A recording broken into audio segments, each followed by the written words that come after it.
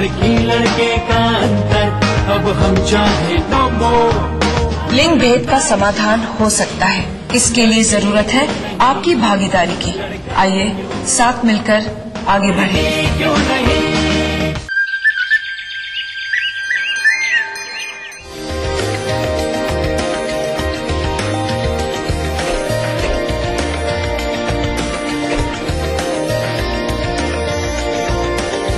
Pentagon mall, Haridwar, Uttarakhand largest mall and multiplex by Supertech. मुझे बनाने का शौक था बचपन से, और बड़े भैया को गिराने का। ताकत नहीं थी ना, डरता था। आज 20 साल बाद मैं इंजीनियर हूँ। अब मेरी कोई भी बनाई हुई चीज किसी से नहीं डरती, क्योंकि आज मेरे पास ताकत है। UltraTech cement, the engineers choice, क्योंकि इस सीमेंट में जम के खाओ, खूब पचाओ। माहेश्वरी फार्मास्यूटिकल द्वारा निर्मित त्रिंगासव खून की कमी को दूर करे, तंदुरुस्त और स्वस्थ बनाए। आयुष द्वारा प्रमाणित त्रिंगासव। नया rich cream hair colour Godrej expert से नापना नहीं, बस मिक्स और लगाओ। नो झंझट, no mistake. Godrej expert rich cream hair colour.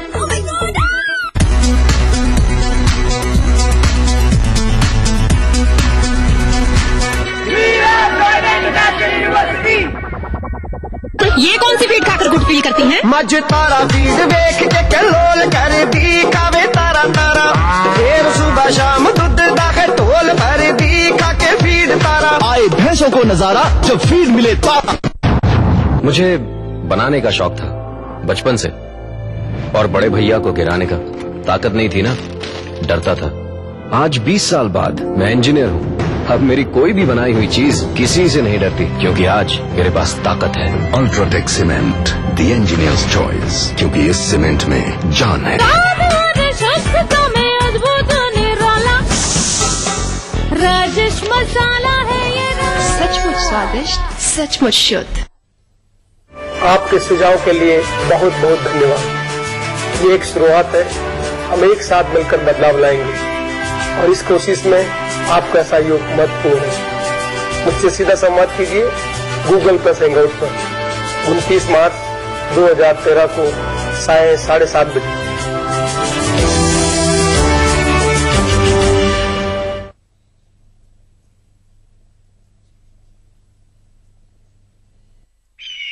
कितना अच्छा होता कि हम सब चमगादड़ होते। सपोज तो अंधेरे में भी आसानी से देख सकते, नहीं? पर हम तो इंसान है।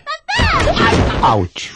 तो भैया इंसान हो तो इंसानों की तरह जियो और घर में करो वेलकम महिंद्रा पावरऑल इन्वर्टर को। महिंद्रा पावरऑल इन्वर्टर और HUPS, करंट जिंदगी का।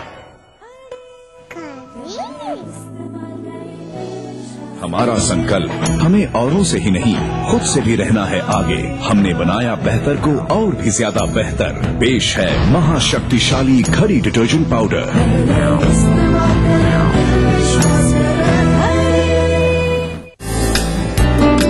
पहाड़ी संस्कृति की पहचान लेकर आज का उत्तराखंड बढ़ चला है नई दिशा में, नई आशाएं लेकर। उस राह पर घटती हर एक घटना करती है असर जनता पर, प्रदेश को देती है नया मोड़, तय करती है आगे का सफर। अपना उत्तराखंड इस समय पर। इस न्यूज के सह प्रायोजक हैं Omi mobile, mobile for me. Break के बाद ख्वाब प्रोग्राम में आप सभी का एक बार फिर से खैरमकदम है। 2012 के घोषणा पत्र को पेश करते वक्त समाजवादी पार्टी ने 1 दर्जन से ज्यादा मुद्दों को सिर्फ अल्पसंख्यक वर्ग से जोड़ा था। ये सारे मुद्दे अगर उत्तर प्रदेश में लागू कर दिए जाएं तो मुसलमानों की तस्वीर यहाँ बदल जाएगी। हालांकि 1 साल से ज्यादा का वक्त बीत चुका है और सच्चर कमेटी की रिपोर्ट अभी भी लागू नहीं हो पाई है।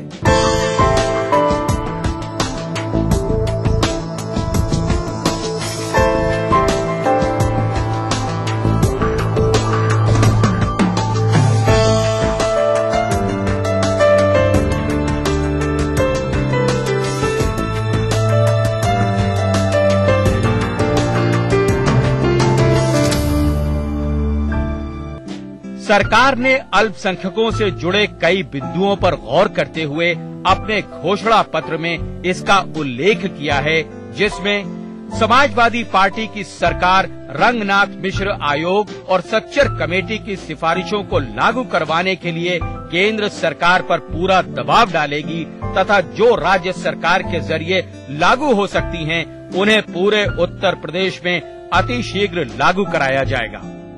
मुसलमानों को आरक्षण देने के लिए सच्चर कमेटी की सिफारिशों की रोशनी में सभी मुसलमानों को आर्थिक, सामाजिक और शैक्षणिक दृष्टि से अत्यधिक पिछड़ा मानते हुए दलितों की तरह जनसंख्या के आधार पर अलग से आरक्षण दिया जाएगा। ये जो है वो इस हुकूमत की तरफ नजर गड़ाए देख रही है और ये बहुत ज्यादा उनको उम्मीद है कि किसी न किसी दिन जो इन्होंने वादा किया है अपने मैनिफेस्टो में कि 18.5% मुसलमानों को रिजर्वेशन देंगे, वो जरूर देंगे रिजर्वेशन। और अगर वो नहीं देते हैं तो फिर वही जैसा आपका प्रोग्राम है अधूरे ख्वाब, ये अधूरे ख्वाब हमेशा अक़लियत के बने रहेंगे। दहशतगर्दी के खिलाफ कार्रवाई की आड़ में उत्तर प्रदेश के जिन बेकसूर मुस्लिम नौजवानों को जेलों में डाला गया है, उन्हें न सिर्फ फौरन रिहा कराया जाएगा बल्कि मुआवजे के साथ इंसाफ भी दिया जाएगा। बीच में जिस तरह से दंगे हुए हैं उसके अंदर उनके अंदर एक डर, एक खौफ बैठ गया है कि पता नहीं कहां के किस किस्म से दंगा हो जाए, जो कि इस हुकूमत से लोगों ने सोचा भी नहीं था कि इस तरह से होगा। वो हो रहा है, उसको रोकना होगा। हम लोगों की जानो माल की हिफाजत करनी होगी सरकार को। अगर सरकार जो है वो जानो माल की हिफाजत नहीं कर पाएगी तो जितने भी उनके मंसूबे हैं उन मंसूबों से कोई बहुत ज्यादा फायदा नहीं होना है। मुसलमानों के अंदर आत्मविश्वास पैदा करने के लिए राजकीय सुरक्षा बलों में मुसलमान भर्ती का विशेष प्राविधान किया जाएगा तथा कैंप आयोजित करके उनकी भर्ती की जाएगी। सच्चर कमेटी को उस बात को मान रहे हैं कि मुसलमान दलित से भी पीछे है, शैक्षिक रूप से भी, आर्थिक रूप से भी और सामाजिक रूप से भी। तो हमको इन तीनों चीजों में उभारने के लिए पूरी तरह से सहयोग करना चाहिए। हमारी नौकरियों में आरक्षण दें, कहीं भी किसी भी, यहां तक कि शिक्षा के क्षेत्र में देख लीजिए नहीं, स्वास्थ्य के क्षेत्र में देख लीजिए नहीं, IAS-PCS या बड़े हायर रैंक में देख लीजिए, कहीं पर मुसलमानों का बहुत अच्छा सा भर्तियां नहीं है। तो इनको इन सब क्षेत्रों में मुसलमानों को आगे लाना चाहिए। दरगाहों को संरक्षण एवं विकास हेतु दरगाह एक्ट बनाया जाएगा एवं राज्य में स्थित सभी दरगाहों के विकास के लिए स्पेशल पैकेज आवंटित किया जाएगा। सभी सरकारी कमीशनों, बोर्डों और कमेटियों में कम से कम एक अल्पसंख्यक प्रतिनिधि को सदस्य नियुक्त किया जाएगा। ये डिमांड होती रही है कि मंडल कमीशन में मुसलमानों को जो 8.44 का यहाँ का हिस्सा बनता है यूपी में, उसको वो जारी करें। इस बार भी मंडल कमीशन पर कोई बात हुकूमत करने के लिए तैयार नहीं है, तो ये मुसलमानों के लिए बहुत ही तशवीश की बात है। वक्फ बोर्ड की संपत्ति से अवैध कब्जे हटवाकर उन्हें वक्फ बोर्ड के हवाले कर दिया जाएगा। वक्फ बोर्ड की जायदादों को भूमि अधिग्रहण अधिनियम के दायरे से बाहर रखा जाएगा। 2012 के समाजवादी पार्टी के घोषणा पत्र को अगर गौर से देखें तो अल्पसंख्यक वर्ग के लिए औद्योगिक विकास की बात कही गई थी। सरकार बनने के बाद कई बार कैबिनेट की बैठक हुई, नई औद्योगिक नीति बनी, लेकिन अल्पसंख्यक वर्ग के लिए उसमें कुछ खास नहीं किया गया। 2013 के बजट को भी अगर देखें तो उसमें बुनकरों के लिए कुछ खास व्यवस्थाएं नहीं है। कच्चे माल और बिजली के लिए भी न के बराबर ही व्यवस्था की गई है। उत्तर प्रदेश में ऐसे कई बुनकर बाहुल्य जिले हैं जहां सीधे तौर पर मुसलमान लगा हुआ है। इनकी दुश्वारियां अनेक हैं, लेकिन अभी भी कोई भी समाधान नहीं निकल पाया है। बुनकरों की मांगे हैं कि इनके द्वारा बनाए गए उत्पादों की बिक्री का सही पैमाना तय किया जाए। इसके अलावा बिजली और कच्चे माल की किल्लतों को दूर किया जाए। हालांकि सरकार ने अपने घोषणा पत्र में अल्पसंख्यक बाहुल्य औद्योगिक क्षेत्रों में जैसे हथकरघा, हस्तकला, हैंडलूम, कालीन उद्योग, चूड़ी, ताला, कैंची उद्योग जैसे क्षेत्रों में राज्य सरकार द्वारा सहायता देकर उन्हें प्रोत्साहित करने का वादा किया था। जो भी दस्तकार लोग हैं, बुनकर लोग हैं, वो अपने प्रोडक्ट बनाकर तैयार कर लेते हैं। उनको मार्केट करने का उनके पास कोई सोर्स नहीं होता, तो हुकूमत सेंटर्स कायम करे। हुकूमत ने जवाब में कहा था कि हम पूरे यूपी में 20 सेंटर्स कायम करेंगे, लेकिन इस बजट में सिर्फ एक सेंटर मुबारकपुर में खोलने की बात कही गई है और उसमें बहुत ज्यादा क्लियर नहीं है कि वो सेंटर जो है किन दस्तकारों के लिए होगा। कर्घों पर बिजली के बकाया बिलों, लगने वाले ब्याज, दंड ब्याज को माफ कर बुनकरों को राहत दी जाएगी। छोटे और कुटीर उद्योगों में कुशल कारीगरों की कमी को पूरा करने के लिए प्रत्येक विकास खंड स्तर पर एक ITI की स्थापना की जाएगी। जो बुनकर हैं, जो जरदोजी के लोग हैं या चिकनकारी के लोग हैं, इनको बाजार दें। अगर इनको बाजार देंगे तो उसके बाद हुकूमत को भी उससे फायदा होगा, उनको आगे पैसा नहीं देना होगा। जो अकलियत के लोग हैं उनको बढ़ाने के लिए रोजगार आप उनको मुहैया कराएंगे, और अगर रोजगार नहीं मुहैया कराएंगे तो बेकार नौजवान रोजगार के बगैर बहुत बड़ी दिक्कत हो जाता है किसी भी हुकूमत के लिए। एक साल पूरा होने के मौके पर समाजवादी पार्टी की सरकार पूरे उत्तर प्रदेश में जश्न मना रही है, तो सूबे का अल्पसंख्यक वर्ग उस घोषणा पत्र की तरफ देख रहा है जिसमें उसकी जिंदगी बदलने की बात कही गई थी। एक बार फिर कहीं उन लोगों को नाउम्मीदी न लगे। सरकार को चाहिए कि उन सारे वादों को धीरे धीरे करके पूरा कर दे। प्रोग्राम में वक्त हो गया एक और छोटे से ब्रेक का। ब्रेक के बाद हम फिर हाजिर होंगे। आप देखते रहिए अधूरे ख्वाब। विराज कंस्ट्रक्शन प्रस्तुत करते हैं आपके शहर लखनऊ में फैजाबाद रोड पर संपूर्ण आवासीय योजना BVD ग्रीन सिटी। निर्माण कार्य तीव्र प्रगति पर। आज ही संपर्क करें।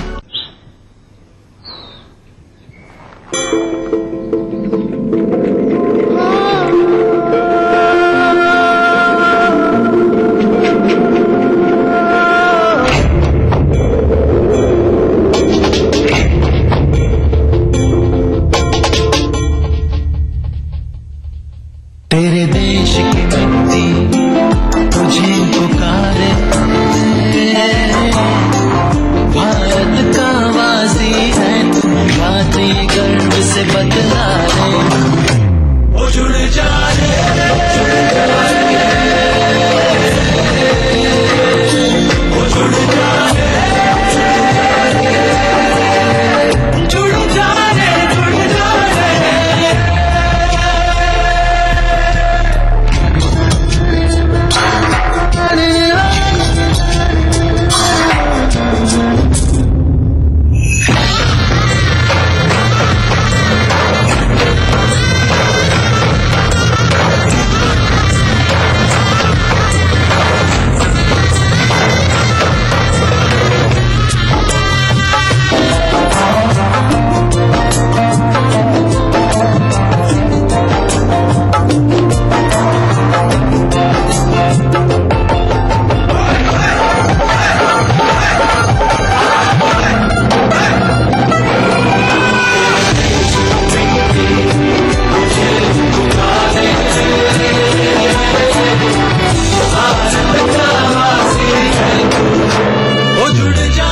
मिट्टी से ही शान, मिट्टी से ही पहचान।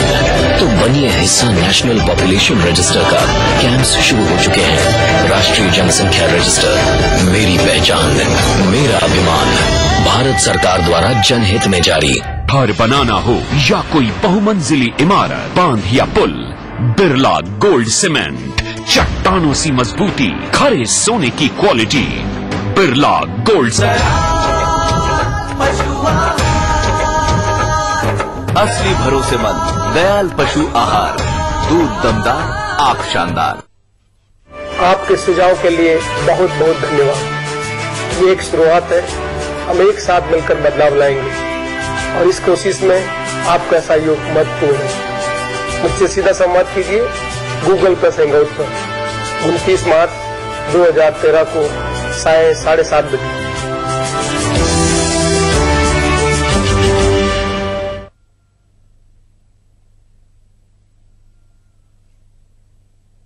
मुझे बनाने का शौक था बचपन से, और बड़े भैया को गिराने का। ताकत नहीं थी ना, डरता था। आज 20 साल बाद मैं इंजीनियर हूँ। अब मेरी कोई भी बनाई हुई चीज किसी से नहीं डरती, क्योंकि आज मेरे पास ताकत है। UltraTech cement, the engineers choice, क्योंकि इस सीमेंट में जान। आपके सुझाव के लिए बहुत बहुत धन्यवाद। ये एक शुरुआत है, हम एक साथ मिलकर बदलाव लाएंगे और इस कोशिश में आपका सहयोग महत्वपूर्ण है। मुझसे सीधा संवाद कीजिए Google+ हैंगआउट पर 29 मार्च 2013 को 7:30 बजे।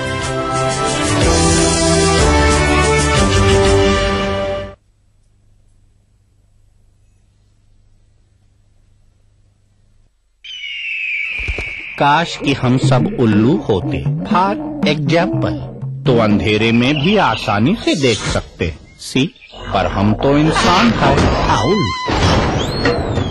तो भैया इंसान हो तो इंसानों की तरह जियो और घर में करो वेलकम महिंद्रा पावरऑल इन्वर्टर को। महिंद्रा पावरऑल इन्वर्टर और HUPS करंट जिंदगी का। राजनीति की बिसात जहां सजती है रोज, हजार कठिनाई में भी जो हंसता है रोज, बार बार बिखर के भी जो संभलता है रोज, कहने सुनाने के साथ जो सुनता है रोज, अपना यूपी। देखिए इस समय पर। इस न्यूज के सह प्रायोजक हैं कुबेर मसाला, स्वादिष्ट जीवन चाहे हर मन। महारानी आपकी अपनी चाय। ओमी मोबाइल, मोबाइल फोन। ब्रेक के बाद ख्वाब प्रोग्राम में आप सभी का एक बार फिर से खैर मकदम है। उत्तर प्रदेश के ज्यादातर मुस्लिम बाहुल इलाकों में एक साल के अंदर कुछ खास नहीं बदला है। हालांकि लोग अभी भी इंतजार कर रहे हैं कि उनके बीच कोई आएगा और जादू होगा। समाजवादी पार्टी ने 2012 के अपने घोषणा पत्र में शिक्षा पर बहुत ही ज्यादा जोर दिया था और मुस्लिम इलाकों में राजकीय कॉलेज खोलने की बात कही थी, लेकिन उन सारी चीजों पर अभी भी अमल होता दिखाई नहीं दे रहा है।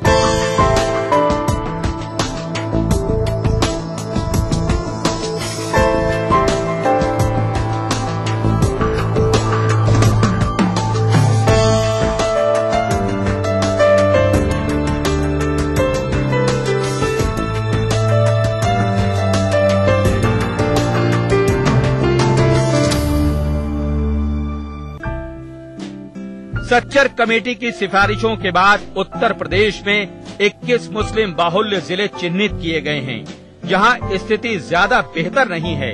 आजादी के बाद से अब तक इन इलाकों में शिक्षा के क्षेत्र में कोई भी विकास नहीं दिखा। शिक्षण संस्थाओं की कमी और महंगे स्कूलों की वजह से मुसलमान अपने बच्चों को बेहतर तालीम मुहैया नहीं कर पा रहे हैं।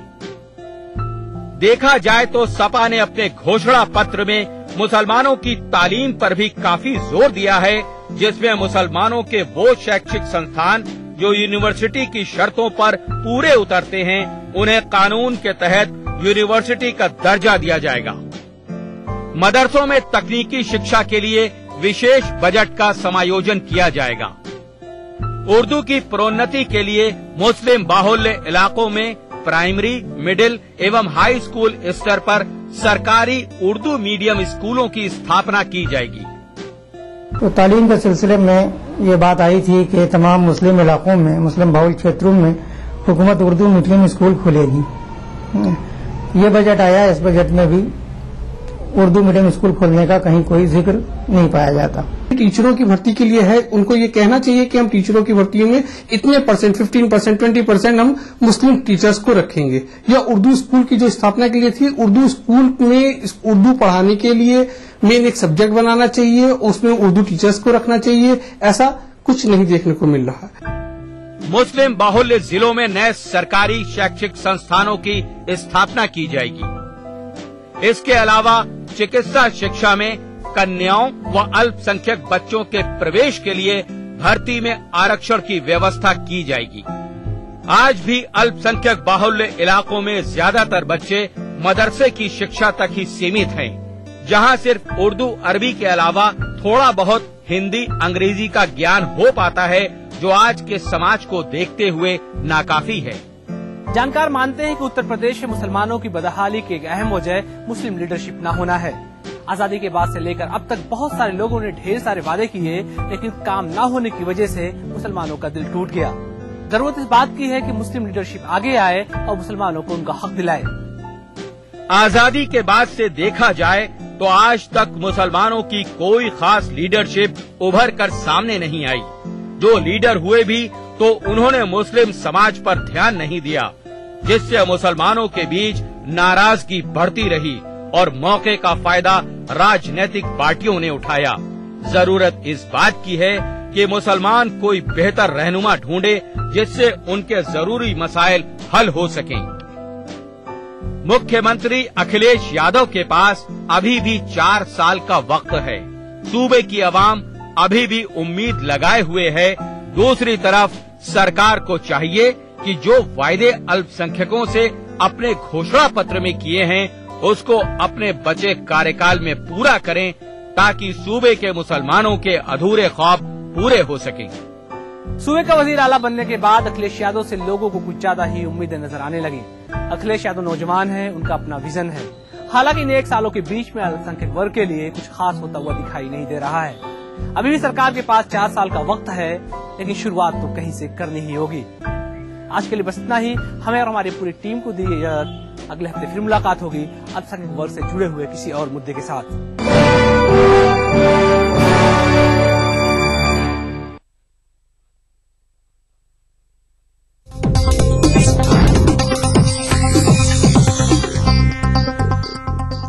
इस न्यूज के सह प्रायोजक हैं Paramount group, Leelaj skin cream, Eli pharmaceuticals द्वारा निर्मित, Godsons India limited, commitment absolute, Maheshwari pharmaceutical द्वारा निर्मित त्रिंगासो, मेरीगोल्ड हॉस्पिटल, अच्छी सेहत सच्ची खुशियाँ।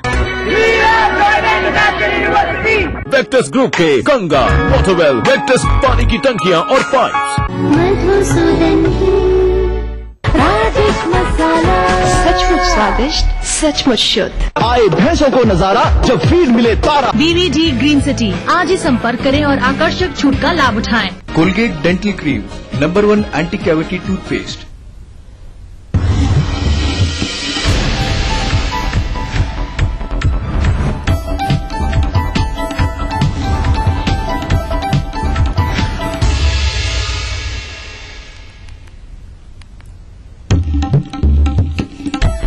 उन्नाव में सीएम अखिलेश ने लोहिया ग्रामीण आवास योजना का किया शुभारंभ। जिले में 2 पुलों के निर्माण का ऐलान।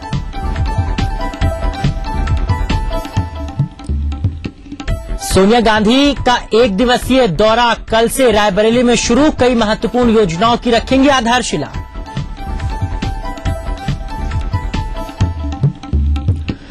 औरैया में पशु तस्करों ने किया पुलिस चौकी पर हमला। बदमाशों ने इंचार्ज समेत 3 पुलिसकर्मियों को जमकर पीटा।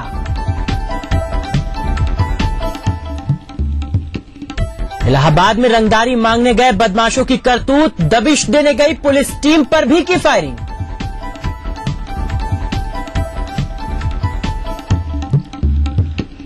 और हरदोई में लेखपाल के विरोध में लोगों का अनोखा प्रदर्शन। ग्रामीणों ने कार्रवाई को लेकर शुरू किया जल सत्याग्रह।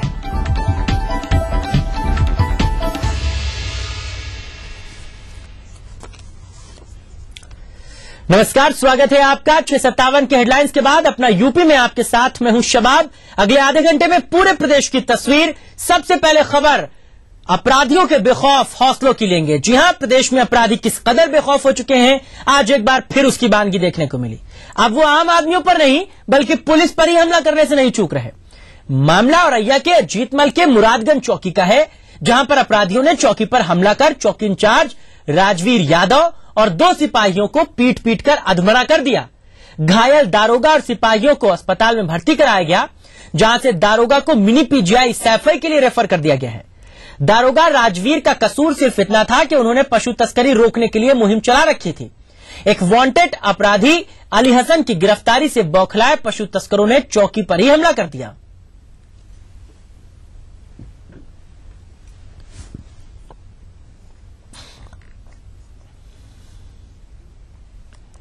कौन है, क्या मामला था? तो मैं खाना खा रहा था बैठा हुआ, मैं निकल के बाहर जैसे ही आया तो एक ने उसकी लाठी मैंने पकड़ ली अली हसन की। पीछे से एक ने मेरे लाठी मार दी। मैं तुरंत बेहोश हो गया, यहाँ चला आया हूँ। उससे तमंचा तुरंत ही छीन लिया था, मैंने कमर में हाथ डाल लिया था, तमंचा उस पर था। मैं फायर कर देता, वो जान से मार देता निश्चित रूप से। बहुत दिमाग उसकी हाई है, अच्छा अपराधी है। जी तो ताज्जुब मत कीजिए किस तरह से अपराधियों के हौसले बुलंद हैं। पहले तो आम लोगों के साथ ही छिनैती, डकैती और मारपीट की खबरें आती थी, लेकिन अब पुलिस चौकी के भीतर घुसकर किस तरीके से अपराधी बेलगाम हो गए हैं, किस तरीके से अपराधी बेखौफ हो गए हैं। उन्हें कानून का डर नहीं, दरोगा को मारा जाता है और दरोगा खुद ये बात कहता है कि अगर उनका बस चलता तो उन्हें जान से मार दिया जाता। सवाल इस बात का है कि आखिरकार पुलिस इतनी बेबस क्यों है। दूसरा सवाल यह भी उठता है कि आखिरकार अपराधियों के इतने हौसले क्यों बढ़े हुए हैं। मामला पशु तस्करी से जोड़कर देखा जा रहा है। आपको याद होगा कि अब से थोड़े दिनों पहले ही गोंडा में भी कुछ इसी तरह की खबर आई थी, जहां पर पशु तस्करी को लेकर के मामले में एक राज्य मंत्री का नाम आया था और मामला बहुत सुर्खियों में रहा था।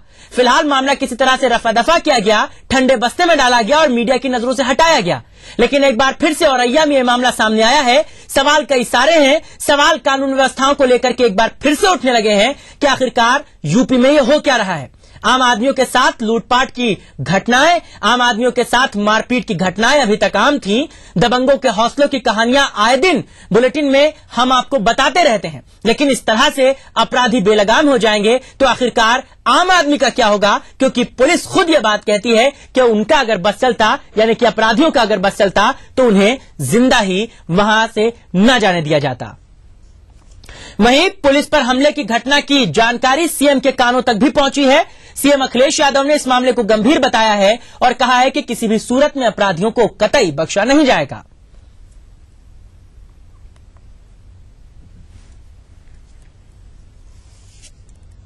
जी, तो उधर अपराधियों की एक कहानी यही नहीं खत्म होती, दूसरी कहानी भी है जो इलाहाबाद में नजर आई, जहां पर अपराधियों को पुलिस का कतई खौफ नहीं है। ताजा तस्वीर करेली थाना क्षेत्र के गौस नगर मोहल्ले में देखने को मिली, जब असलहों से लैस हिस्ट्री शीटर कम्मो, जाबिर, आनस, साबिर, फाहद प्रॉपर्टी का काम करने वाले मोहम्मद फैजल के दफ्तर में घुस गए और असलहों के दम पर उनसे रंगदारी मांगने लगे। बेखौफ अपराधियों को इस बात का इल्म नहीं था कि ऑफिस में लगे सीसीटीवी कैमरों में उनकी करतूत रिकॉर्ड हो रही है। मामला 2 दिन पुराना है, जिस पर पुलिस ने करेली थाने में मुकदमा भी दर्ज कर लिया है। पुलिस ने अपराधियों की धरपकड़ में जब छापेमारी शुरू की तो इन अपराधियों ने पुलिस पर भी फायरिंग कर और अपनी कार छोड़कर वो लोग वहां से फरार हो गए। करके बदमाश फायर करते हुए भागे और वो भागते समय अपनी 2 गाड़ियां, एक सफारी एक फॉर्च्यूनर छोड़ गए हैं। पुलिस ने गाड़ियों को कब्जा कर लिया। दोनों गाड़ियां बिना नंबर की हैं और काले शीशे हैं और दोनों 5 बदमाश थे। 5 बदमाश जो हैं वो उनके खिलाफ आपराधिक इतिहास पूर्व से है और उनकी विवेचना की जा रही है, मुकदमा लिखा गया और शीघ्र गिरफ्तारी की जाएगी। तो यहां पर अपराधियों की चुस्ती के दावे किए जाएं या फिर पुलिस की सुस्ती की बात कही जाए, वाकई में सवाल बहुत सारे हैं और जवाब देने वाला कोई नहीं। अगली खबर मथुरा से है, जहां के गोविंद नगर इलाके के बैरागपुरा में बच्चों के बीच हुए मामूली विवाद के बाद 2 पक्ष आमने सामने आ गए और जमकर मारपीट। इसमें 2 लोग गंभीर रूप से घायल हो गए, जिन्हें गंभीर हालत में आगरा के लिए रेफर किया गया है। बताया जा रहा है कि बैरागुरा में बच्चों में खेल को लेकर विवाद हुआ और देखते ही देखते दोनों पक्ष आमने सामने आ गए और जमकर हंगामे और मारपीट में 2 लोग घायल हुए, जिन्हें जिला अस्पताल भेजा गया। पुलिस ने 4 लोगों को हिरासत में लेकर उनसे पूछताछ शुरू कर दी है। फिलहाल इलाके में तनाव को देखते हुए पुलिस बल को तैनात कर दिया गया है।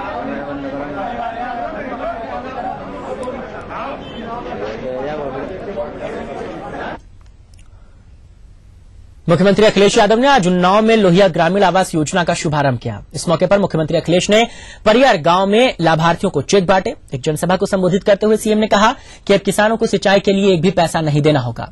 सीएम ने पुरानी माया सरकार पर सवाल उठाते हुए कहा कि उसने गेहूं खरीद के लिए कोई व्यवस्था नहीं की थी। अखिलेश ने कहा कि इस बार गेहूं की खरीद में लापरवाही कतई बर्दाश्त नहीं होगी और किसानों को सीधा फायदा मिलेगा। लापरवाही करने वाले अधिकारियों पर कड़ी कार्रवाई की जाएगी। मैं आपको भरोसा दिलाता हूं कि उन्नाव से शुरुआत है और गेहूं खरीद भी शुरू हो जाएगी। जितने भी अधिकारी इनसे जुड़े हैं, अब बहुत अखबारों में हम लोगों की बुराई हो रही है कि हम लोग कोई अधिकारियों के खिलाफ कार्रवाई नहीं करते। कई बार ये गलती हम लोगों की है, स्वीकार करेंगे कि अधिकारियों को हम लोगों ने माफ कर दिया।